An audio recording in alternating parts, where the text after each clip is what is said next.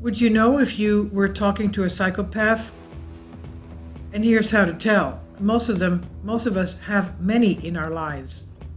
And we don't know how to react to them because they know how to control us. Now, approximately 1% of human population fit the description of a psychopath, a personality type defined by a lack of care for others, a lack of empathy, violent, aggressive tendencies, shallow emotions, selfishness, dishonesty, overconfidence in themselves, and the ability to manipulate people. These types of people often exhibit behavioral traits known as the dark triad, a trio of narcissism, Machiavellianism, and psychopathy. Some 25% of male inmates in their federal correction system fits the description, but many psychopaths are often high-functioning people who often make their way into positions of power, such as CEOs, lawyers, teachers, even abbots, media personalities, salespeople, police officers, and religious clergy. Knowing when you're face to face with a genuine psychopath is easy if you know what to look for. When people speak, we use conscious and unconscious words such as to, the, and we choose verb tenses which indicate how we think. According to research focusing on interviewing convicted murderers, psychopaths shared some of these identifying patterns. Quote, to examine the emotional content of the murderer's speech, Hancock and his colleagues looked at a number of factors, including how frequently they described their crimes using the past tense. The use of the past tense can be an indicator of psychological detachment, and the researcher found that the psychopaths used it more than the present tense when comparing with the non-psychopaths. They also found more disfluencies, the uhs and the ums, that interrupt speech. Among psychopaths, nearly universal in speech, disfluencies indicate that the speaker needs some time to think about what they are saying, end quote. Now, in viewing interviews with psychopaths, these traits are apparent, as can be seen in the following interview with American serial killer Tommy Lynn Sells. The psychopaths we meet in our daily lives are also easy to spot. Conversations with psychopaths and narcissists are easily identifiable when you understand that they tend to create masks for themselves, a type of alternate personality used to relate to different people in different ways. Now, the psychology today covers 5 controversial traits worth reviewing to understand more about how to quickly identify psychopaths. 1. Confides in you immediately. He was betrayed by a wife who took everything, but has succeeded in rebuilding his fortune. He's on retainer with the NSA. Can't get into it today, but you'll be reading about it in the news this year. Yes, he's married, but only because his wife is highly unstable. She would fall apart if he leaves right now. Whatever the disclosure, it comes before he even knows whether or not you are trustworthy. And it involves a way in which he is vulnerable or powerful, wholly transparent, or movie star mysterious.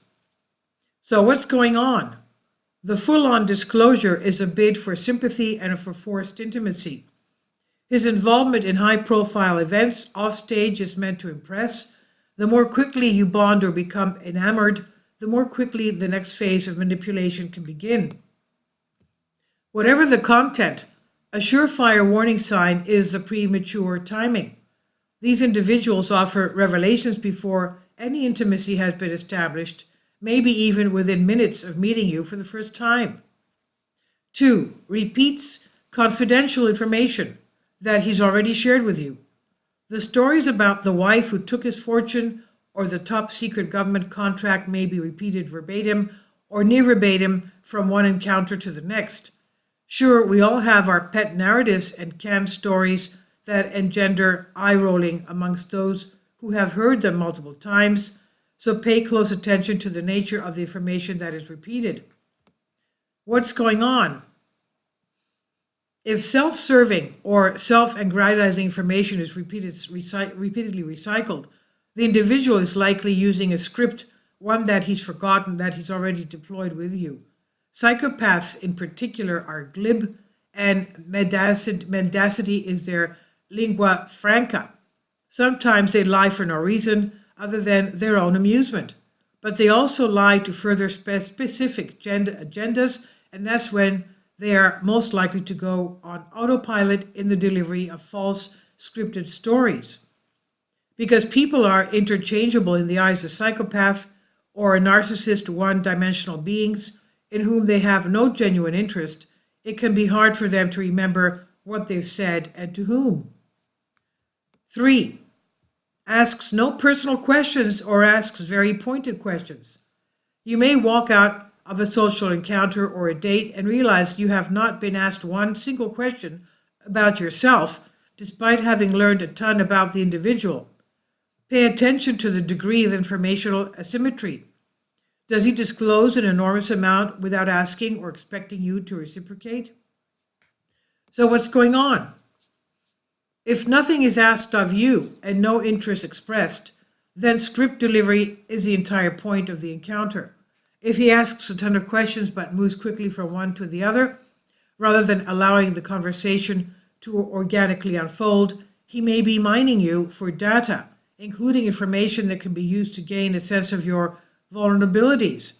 When chatting with a new target, psychopaths frequently strive to elicit information about stressors or life problems so that they can ingratiate themselves with offers of assistance.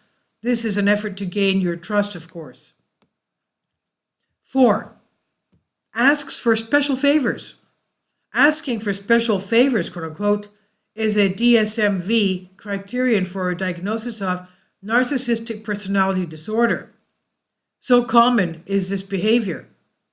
While most people ask for favors out of genuine need to build intimacy, narcissists and psychopaths are more likely to do so because they feel entitled to others' time and effort. They may literally use the term special to convey that you are on the receiving end of a privilege that they deign to bestow. So what's going on? These requests can serve multiple functions. After all, psychopaths and narcissists are expedient as well as grandiose. They may simply see you as someone to be used in a manner best suited to their immediate needs. They may wish to create a dynamic in which you are conscious of your subservience. Your compliance with a request, however small, may be a test. You pass if you betray a willingness to be controlled or manipulated. Expect more and escalating requests, either out of pure Machiavellian utility or because such acts will further graft you to this individual. As intimacy increases, the psychopath in particular may become fixated on a target executing his request as a clear test of wills. Number 5, off-the-wall statements may come couched as assumptions, positive or negative. You are discussing your family and he might say, it must be hard to be the smartest person in the room. This won't compute you've never said you were smart, nor characterizing yourself relative to your family. Such a remark would not be intended merely to flatter you, but also to aggressively put down your family. And what's going on? Psychopaths and narcissists have no direct lock on uncharitable jabs, but when statements are made by people who do not otherwise appear blunt or obtuse, they may be deliberate attempts to destabilize you. This too can be a test to see whether you will stand up for yourself or whether you will do spade work to reclaim this person's kindness or affection, which may suddenly feel imperiled after an ugly remark. Cruel statements that are seemingly out of the blue can also signal the willful or absent-minded removal of the mask. Unpleasant remarks can be all of the above. Psychopaths and narcissists love to keep others guessing. It reinforces their power. The psychopath's default attitude towards others is one of disdain. This person does not like you, and he is in fact inwardly mocking you throughout the conversation. Unkind remarks are but the first clue. Stick around and these statements will come fast and more furiously. This is by Waking Time's Tabitha Mercy on Blended Reality. Please leave your comments and thank you for your support. Please support my Patreon account. The daily posts are 5 videos daily, and they are totally different from what I have on my YouTube channel. Thank you so much for your support and that you find all my content so interesting. You'll find the Patreon account details in the description box below.